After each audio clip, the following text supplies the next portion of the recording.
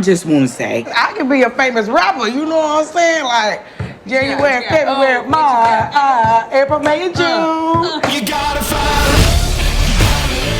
Welcome to Litchfield. 2-0. This place is amazing. The walls are so clean. And I haven't heard anybody screaming. It's a whole new world around here. It's a beautiful day. I turned over a new leaf. Sounds kind of crazy. Wow, you just said that, and my nipples got like super hard. You know, the hot one's back. Betty Page of Litchfield. How am I back here? Oh, it's so nice to see you guys back together. Maybe this is exactly where I am supposed to be right now. Stop trying to mold the real world into the one inside your pointy blonde head. The world is better in black and white. And red. I'm so sorry! You need to get out of here before you add another 100 years to my sentence. This is just great.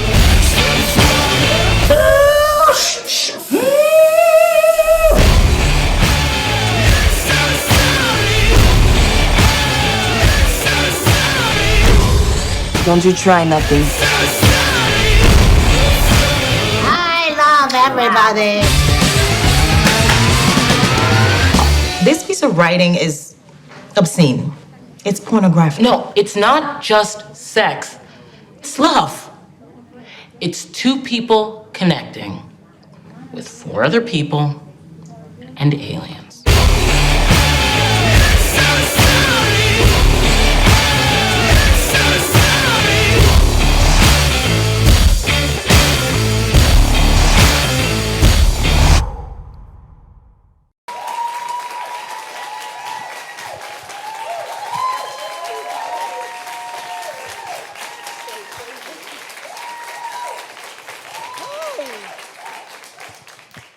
Well, welcome to AOL. We're obviously really excited to have you. I'm really excited. Thanks for coming. Thanks for having me. Of course. First off, I just have to say congratulations on your Emmy nomination. It's Thank such you. huge news. Thank you. Thank you. It's crazy. And it's so crazy because you actually were there announcing the nominees and you didn't know you were nominated, right? I most certainly did not. I did not at all. And I probably wish I could have like contained my excitement a little better. I was like I could have literally jumped off the stage. I was so excited. I couldn't believe it. I was caught off guard. I'm just very, very grateful and most especially grateful. The show is also being recognized as well for a drama series. Everybody works really hard on our show. So it was just exciting, a very exciting morning. Yeah, it was so cool to see. I mean, you've been doing 3 seasons of this so far, and finally now it's getting Emmy recognition. What does that feel like overall?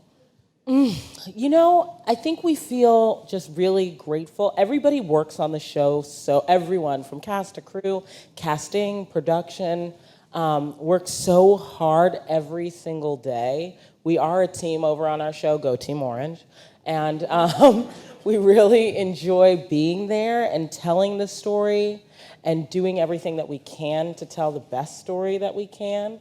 So to be recognized in that way, we just felt proud. That would be the word. I just felt very proud. Yeah, you should. And I remember when I first met you for season 1, I think, when I interviewed you, you mentioned that Crazy Eyes only had 2 episodes in the initial script. Yes. So what was the story of how she became such a big character? Well, when I originally came on, I was told, I was cast, they told me they were going to do 2 episodes with a possible 3rd, which I was like, okay, I'm happy just to even have the job, to be perfectly honest. It was my first TV show. I had done an episode of Blue Bloods the week before, but I was like, he went that away, like I wasn't on the show. Like, you know, it was like that kind of thing. So to do this, I was like, 2 episodes, this is amazing. And I just wanted to tell as full a story as I could. And I do not want to get fired. I was like, please don't let me get fired. Please let me just tell a good story, like do some good work. And when I was walking back to my dressing room after the 2nd episode, one of our producers Lisa Vinnecourt, she walked back with me and she said, I'm going to walk with you to the dressing room. And I just thought she was going to say to me, thanks for coming and being here. We really enjoyed having you, and best of luck to you and all of your endeavors. That was my expectation. And I was so happy as a clam, so excited to just have done it.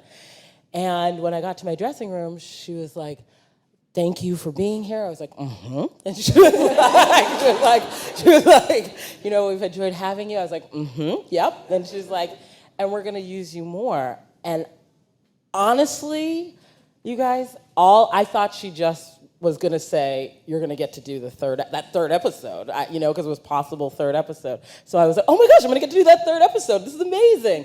That was all I thought. Never in my wildest dreams had I imagined that I would be invited to stay on for the rest of the season. And that is really just, there is no way other than to boil it down to the gratitude the level of gratitude that I feel towards Gingy, the hospitality that she has shown me, and not just myself, many of our people on our show as well, by inviting us to stay on the show in that capacity. Beyond my expectation, beyond my dreams, and it has just been such an incredible gift and journey that I just feel very grateful for. And Suzanne is one of the most complex characters on this show, I think, because she's really funny, but she also has a lot of tragedy in her past. And you didn't really know about her backstory initially, is that right? When you read the scripts? Yeah, I only got one whisper of, just before we did, I believe it was episode 7 maybe of season 1, where they had mentioned that I was going to meet her parents. Suzanne was going to meet her parents, and this episode they're going to be visiting. And I just thought, oh, okay, great. They're going to come and we're going to see their faces. I did not know those were the faces that we were going to see when we saw them. When I turned that page and I saw who her parents were, it was actually incredibly informative to me. And I think it then just really opened up the scope for me of who this woman really is. On first examination, when I first met her in the first script, I had made the discovery that this idea of her just being crazy didn't seem full enough. This idea of just being labeled exclusively crazy eyes, and that's all that she's in possession of, that didn't feel like that really rounded out who she was as a woman. And thankfully, the writers had so much more to say about who she is throughout that story, and then as the journey of her character continued. And then I thought, when we did meet her character's parents, again, that was the inkling that I ever had, before getting that script of, her parents are alive, getting that little taste of information. But when I met them, it made her an even deeper character to me, because it says so much without saying anything. If her parents are white, we were okay. Clearly, she's been adopted. Was she legally adopted? Do the parents live in the neighborhood and couldn't manage taking care? There's so many stories and different trajectory and tributaries that can be drawn out of that. That's what really helped to make my brain start thinking further about who she is, rather than trying to limit her. Was all of that on the page initially, or did you bring anything to Gingy? I never we don't bring story ideas to Gingy, and we don't. We really don't. And in all sincerity, she has not let us down as actors in terms of story yet, at all, in any way. We're excited by the stories, and we enjoy meeting these women episode to episode and seeing what it is that they have to say and do with each episode. And it's always thrilling and always exciting and always fresh, too. I think that's a point to really underline, because the ideas themselves, even if she's incorporating something that we've seen before, it's always done with a nuance and a different angle or a point of view than what we've seen before. So I don't ever feel, the desire doesn't even come to me to even do that, to suggest anything, because when I read it, I'm like, oh yeah, that's stronger than anything I could have ever even said. Yeah. And we meet your Suzanne, the younger Suzanne, in season 2. Yes. Did you ever spend time with that actress? Because she is exactly like you. She's amazing. Eden, she is literally, first of all, those parents have done a phenomenal job because she's just such a well-behaved, you know when you can feel somebody's heart come through? Her heart is just so sweet and so good. And then as an actor, I think she was 12 when we shot it, maybe 13. And we were sitting between takes at one point and we were talking about, the work. At first, and she wanted to talk about the work. I was like, yes, let's talk about the work. I was like, okay, let's talk about the work. Tell me what you were thinking. And I think I could use something. She's so wise beyond her years. And she starts telling me about how she had seen, a couple episodes, the parts that her parents would let her watch. And, she wanted the hair. She was the one who went in our audition as well. She wanted to do her hair like that. And she didn't want to fully start biting her nails at certain points because she thought that would be too much. But she wanted, and these are her words, quote unquote, to have a suggestion of the character that I went on to play. And I was like, are you at Stella Adler? Like, what is happening? What is going on? Like, I was just so blown away when she used that word. I wanted to suggest. And I was like, well, you're a genius. And clearly I should be watching your performance because, maybe. But she was really interested in borrowing and doing some of that layering work, which I thought was fantastic. And I thought she did such a beautiful, gentle, and generous performance. She really did. Yeah. Do you think she'll be back in another season, or will we see more of Suzanne as a child? Answering that question would cause me to go to the real life shoe. Like, I would not. Like, I could not. I can't. Do we really want to know? Yes. She said, yeah. No, I have no comment. Genji have her own prison for when you guys leak things? No, I think what we like, in all seriousness, we like the surprise of it, and there's so many, because the show, it's so multi-layered in terms of character and story, to give one piece away can sometimes be like giving the whole story away. If in season 1, Genji had said to us, that woman, Miss Rosa there, that you saw literally do 2 scenes in the first episode with the bald head. Later, she's going to come back at the end of season 2 in the finale. Pay attention to that.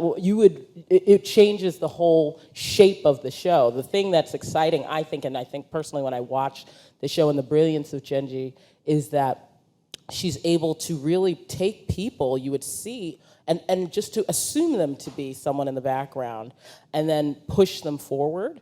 And I think that's actually so wonderful because the message and the mission of the show is to bring these people we sort of marginalize and the people that we do in fact push into the background and bring those causes, those issues surrounding their daily life to the foreground. And I think she does that in a really beautiful artistic way in the way that she shapes these characters throughout the story. You can see a Black Cindy in season 1, episode 7, and have her say 2 lines, and then season 2, you wind up discovering that person who you kind of glanced past actually has a whole life story happening parallel to the story before the story that we're watching, and that has led her to this specific moment to saying those words. So I'm not particularly quick to give away plot points. Plus, it's just fun to keep them. Anyway.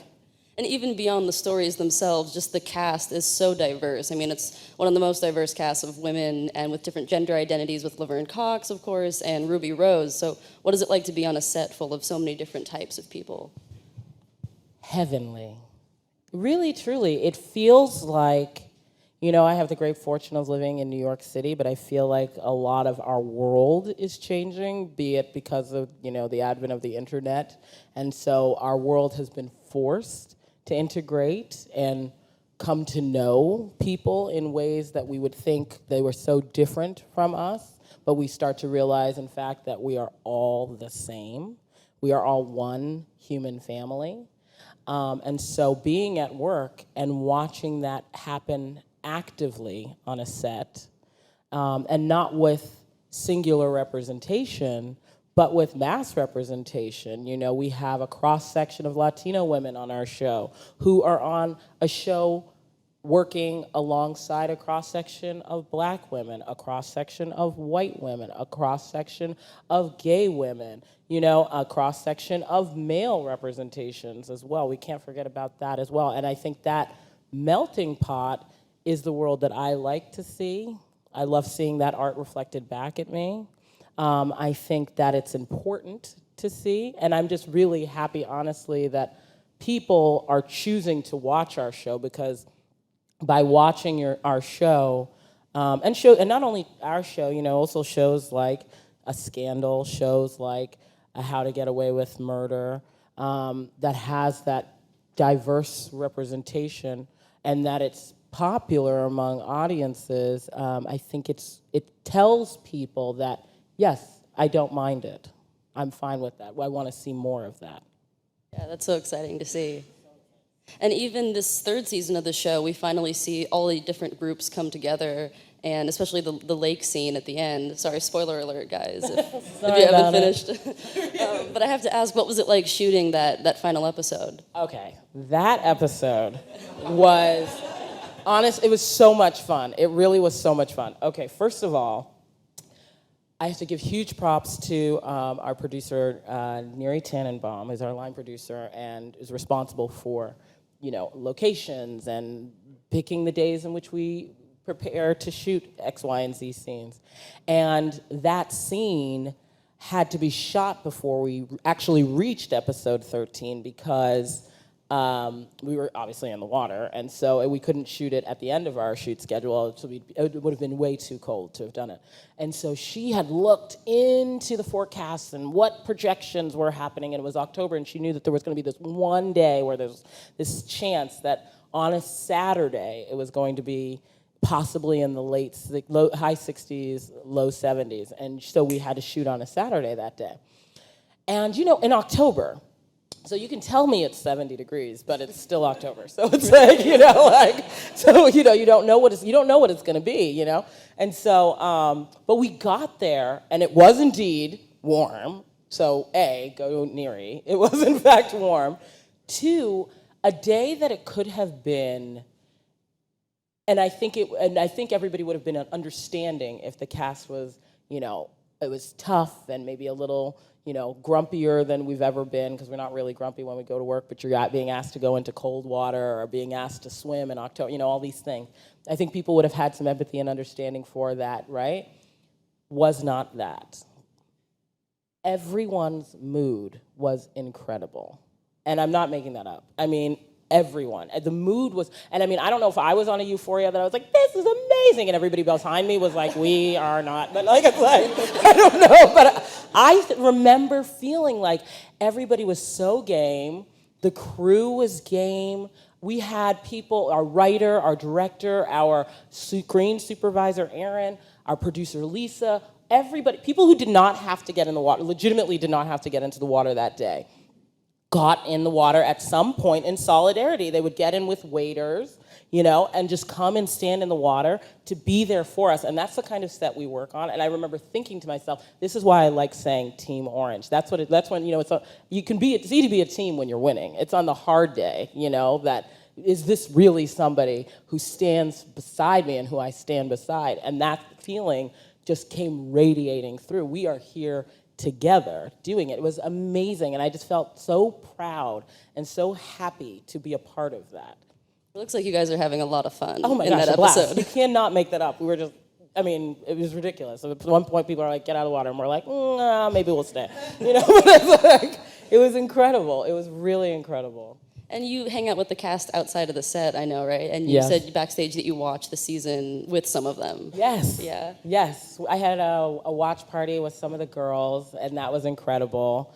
And we just, you know, hung out and had a potluck and went through, I think we started at 2, because we had seen 1. Oh, no, yeah, we started at 2.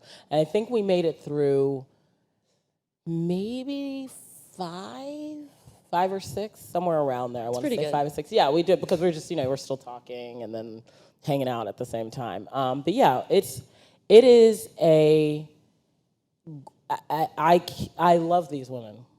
I really do. I love this cast. I love this job. I love working with these incredible actors who I find to be exceptional at their craft. I love working with these and disciplined about it as well. I don't think it's just, sort of showing up and not putting in the work. Everybody is invested in putting in the work. We have, we'll go to work and we'll be in the hair and makeup room, and I work, obviously a lot with the Ghetto Dorm women, Danielle Brooks, Adrienne Moore, Samira Wiley, Vicky Judy. We work a lot together, and when we come to work, and we'll be in hair and makeup, and we'll be running scenes together, or even when we have crossover, with Piper or Lorraine, whoever, like all of us, we love to put in the work. We'll go to rehearsal, we'll come back, we'll run through it again, really to make sure we have all the beats that we feel like we want to make sure we've heard them, and we'll make sure the pace is working the way it needs to be working. If we need to speed up, slow down, if we want to find make sure we're feeling the tone correctly and really, settling in, and that we're really familiar with the language, so then we can just play when we shoot it. And it's not work. We're really just doing the thing. And then the train is running at that point. When camera's up, we feel so settled in it, and it's so much in our bodies. I love these women, and I love that they're willing to do that work and go as far as necessary to tell the story as thoroughly as we can. And watching this season, the thing I said that I had to ask you about was the Time Hump Chronicles. Did someone actually, what went into the writing of that? Did you guys joke about it on set, or is there? Oh, yes. I mean, the first thing I remember I'd read it, and I thought, okay, here we go. This is what we're doing. Okay, we have a man called Rod Cocker and Edwina. I'm fascinated where this is going. And then I think it was just the day before we were going to or not the day before, I should say. The last time I was working, before I had to shoot those scenes, our one of our prop masters, Robin, she came to set, and she had the story, because it is an actual story. She had a physical story and some sheets of paper and a pen that she gave to me, and I believe it was Jordan who'd written the story.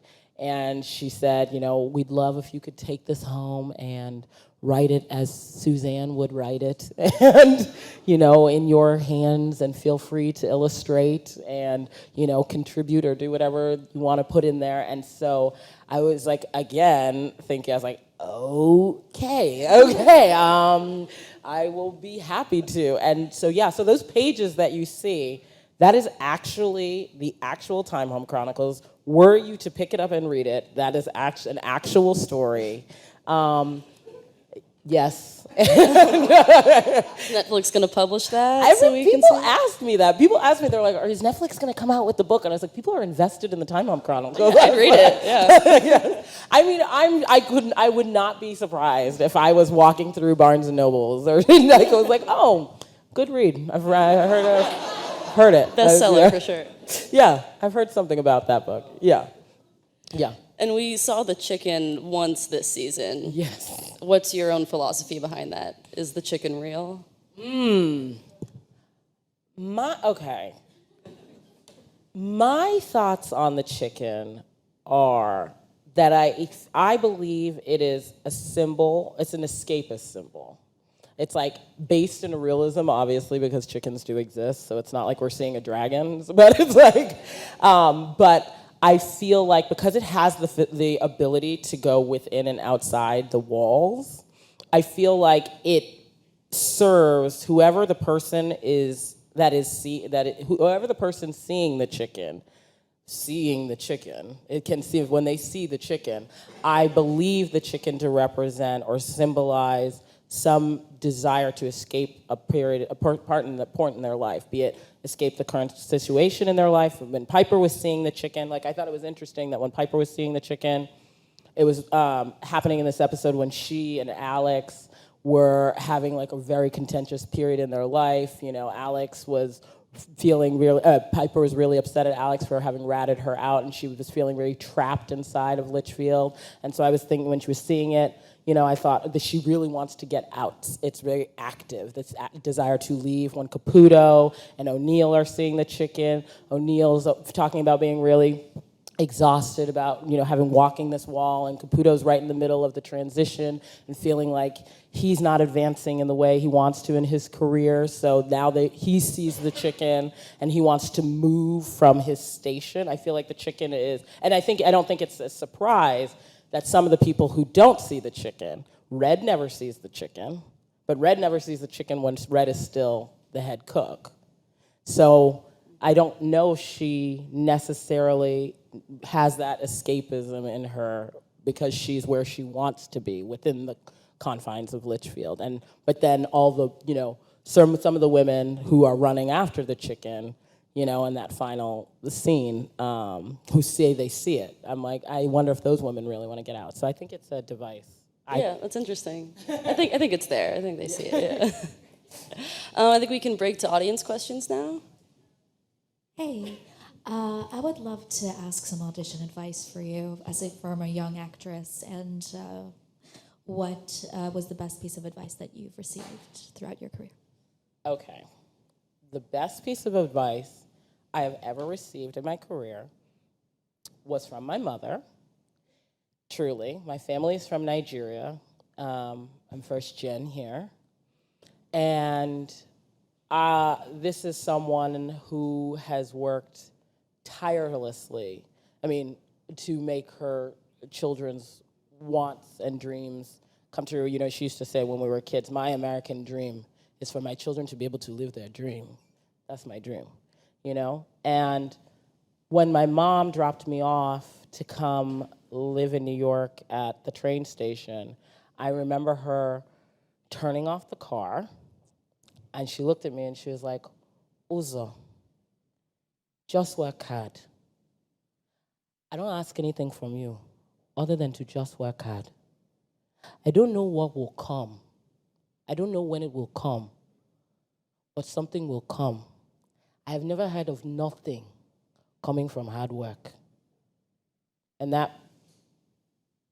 she'd said that my entire life, and not just to me, but to all of, there are 5 of us, 4 siblings, to all of us. But there was something about that day, September 28th, when she said it, that stayed with me. I've never heard of nothing coming from hard work. I've heard of nothing coming from nothing, to borrow from Lear, but I've never heard of nothing coming from hard work. And I just remember thinking to myself, if I can just work my hardest, I don't know what will come or when, or I can't answer any of those questions, but if you go into it working hard, I do know something will come. Something will be born out of that hard work. Is that, yeah? Hi, Uzo. I actually just wanted to say that I grew up in the same small town as you, Medfield. No way! Yeah. Where is Medfield? I grew up. You don't have to say if you don't. Sorry. we don't live there anymore. We've since moved. Okay, yeah. I lived off of Causeway Street. Oh, totally. It's just like a town this big, you guys. So. Yeah, like uptown and downtown are the same place. Yes. It's the center Royal of the Pizza. Town. Yes. Casabella Pizza. You see what I'm saying? She said, yeah. That's how big it is. It's like that big. So I was wondering if you could talk a little bit about your influences and inspirations, either artistically or otherwise. Growing up in Medfield? Just in general. I was ready to go. I was going to be like, you all don't know her, but I'll tell you. just in general. I actually was having this conversation earlier today, just because you brought up Medfield, an incredible wealth of teachers there who truly, whom without I would not be here, who really were instrumental in guiding me into this arena. I don't believe anybody does anything entirely by themselves. it is always with someone's helping hand, and teachers can come in so many varying forms. And I had the good fortune of having my second grade teacher, Ms. Featherman, who I still talk to, and Ms. Melise, who was my drama teacher there, who were really, really instrumental. But in terms of artistic influences, I have always found people like, I found Meryl Streep to be incredibly exciting and interesting of an actor, Glenn Close, Barbara Streisand, Audrey McDonald, Whoopi Goldberg, the legendary Cicely Tyson, Dustin Hoffman. I love Mike Nichols as a director. I loved, may he rest,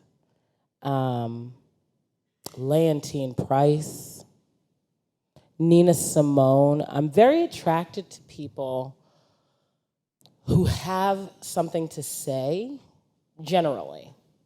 That's, when I'm out and people have like a compelling story or something, I'm always interested in hearing it. I don't even care how long it takes. I could stand there for 3 hours and be like, and then after the goose, what happened? I'm right there.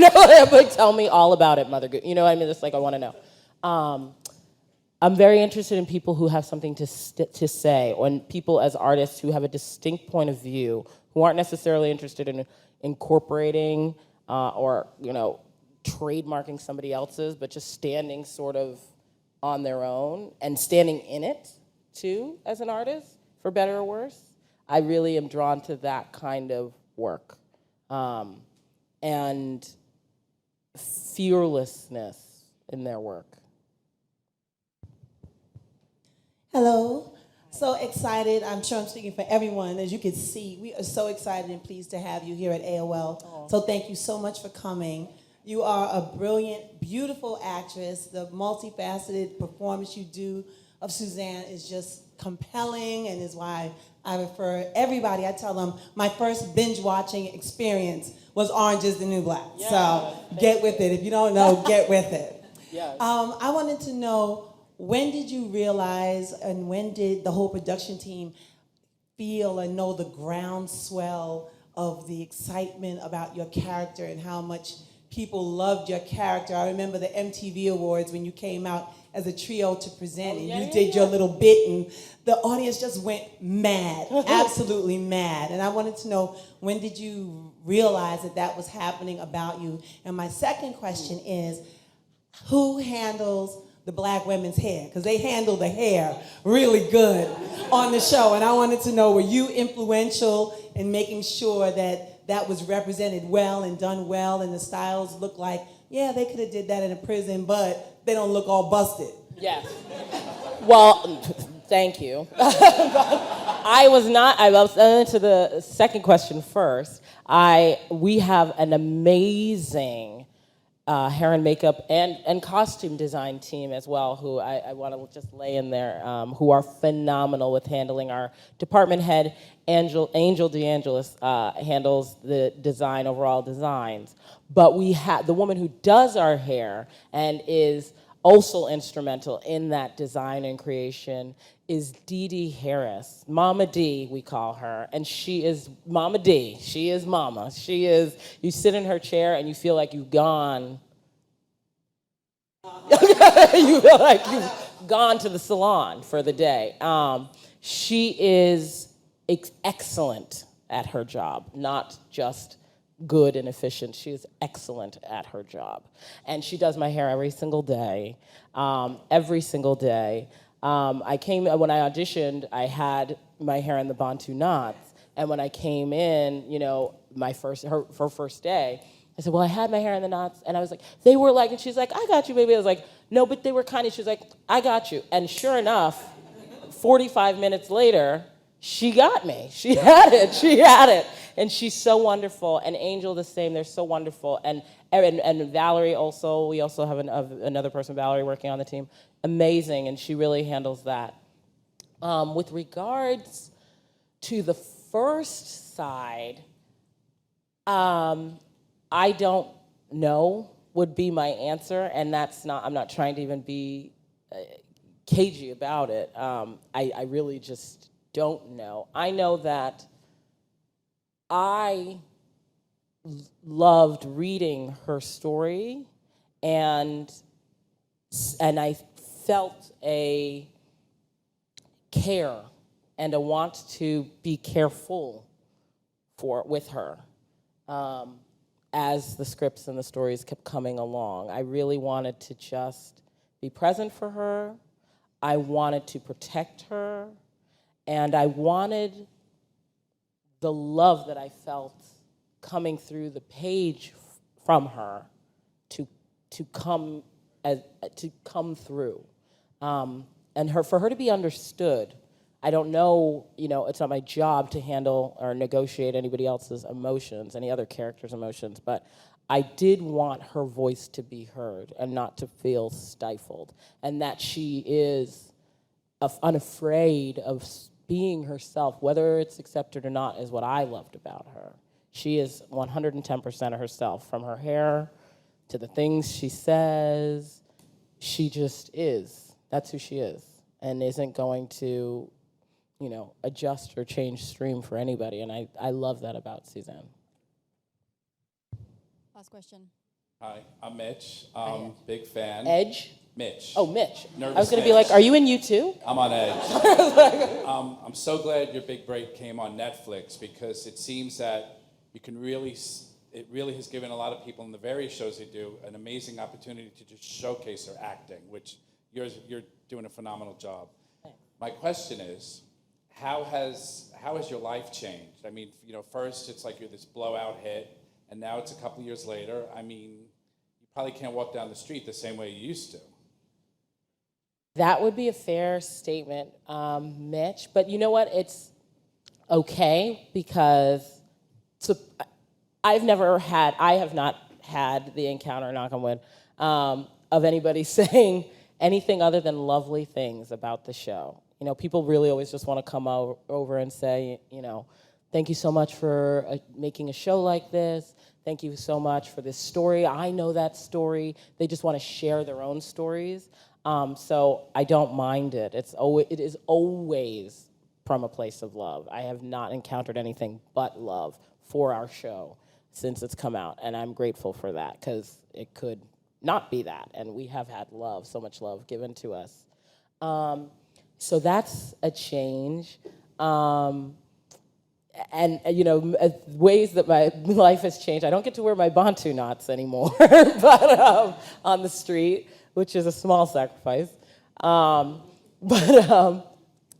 People usually, I think most people think that I am Suzanne, and now they don't, and people will be like, so do you live at Bellevue? Or no, I think that's what they think is gonna happen, and I'm like, not, things like that, but it's always, always, always from a place of love. And then just in terms of the work, the opportunities that I know that have come because of the platform that Genji has given all of us.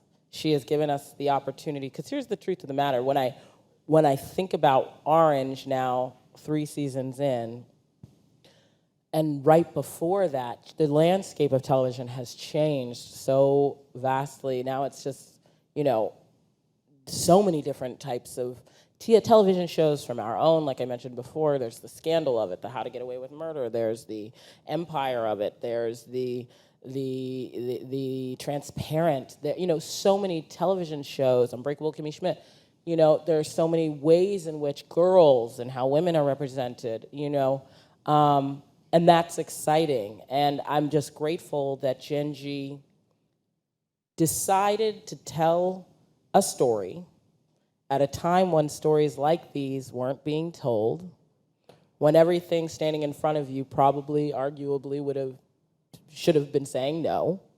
And she did still. She still made that choice. And that Netflix chose alongside her to put it on the air is a very courageous thing at a time when that doesn't exist. And especially when you're trying to it's a new thing. Streaming didn't exist at the time, and they were brave enough to do that.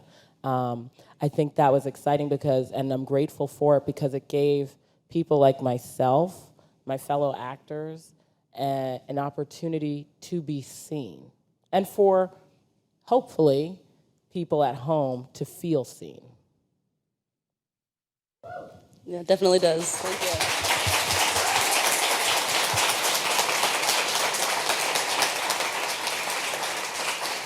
Well, thank you so much. It was such a pleasure having you. And if you guys haven't watched season 3 yet, or watch it again, you know, it's on Netflix. That's what I'm gonna go do. Thanks again.